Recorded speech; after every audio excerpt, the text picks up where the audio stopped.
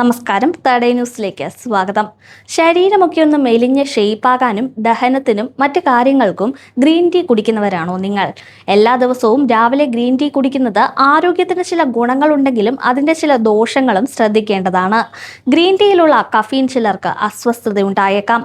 പ്രത്യേകിച്ച് വിശപ്പുള്ള വയറ്റിൽ കുടിക്കുമ്പോൾ അമിത അസിഡിറ്റി, വയറുവേദന, അജീകരണം തുടങ്ങിയ പ്രശ്നങ്ങൾ വരാൻ സാധ്യത ഏറെയാണ്.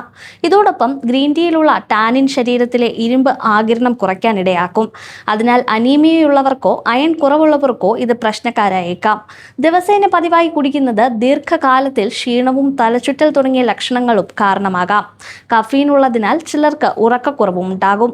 രാവിലെ കുടിച്ചാലും ശരീരത്തിൽ കഫീന്റെ സ്വാധീനം നീണ്ടു നിൽക്കുന്നതിനാൽ രാത്രിയിൽ ഉറക്കത്തിന്റെ ഗുണനിലവാരത്തെ ഇത് ബാധിച്ചേക്കാം.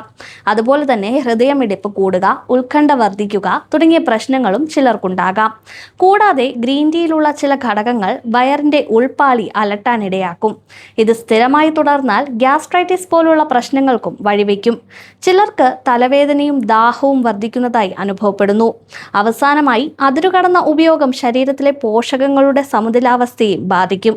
ആരോഗ്യത്തിന് ഗുണകരമാണെങ്കിലും ചിലപ്പോൾ അതിൻ്റെ അളവും സമയവും പാലിച്ചുള്ള ഉപയോഗവും നിർണായകമായേക്കാം. അതിനാൽ തന്നെ ഗ്രീൻ ടീ ഉപയോഗത്തിൽ മിതത്വം പാലിക്കുകയാണ് ഏറ്റവും നല്ലത്.